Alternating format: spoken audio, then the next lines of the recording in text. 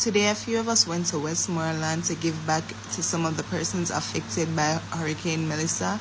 And guys, let me tell you, what you're seeing on TikTok is nothing compared to real life. To see places like Hull and Bamboo that was so beautiful come to this is really heartbreaking. To see families displaced from their homes, very, very disheartening and heartbreaking. Guys, if you are going, please don't just stay on the main road. Please find areas and communities that you think are not getting as much attention as they should, because those persons might not be able to walk to the main road, or elder persons. This is what someone had to say in a community that was not being reached. Alright, what community your name? Gully Lane.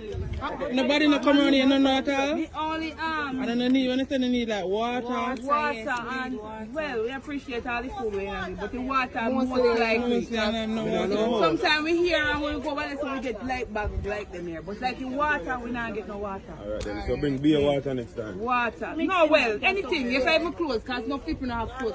See, all that they house they gone, I got material in the everything gone. I'm just a of going right now. My brother house gone right this one. See, that's something you see me a bit right there. And we have to get back with them.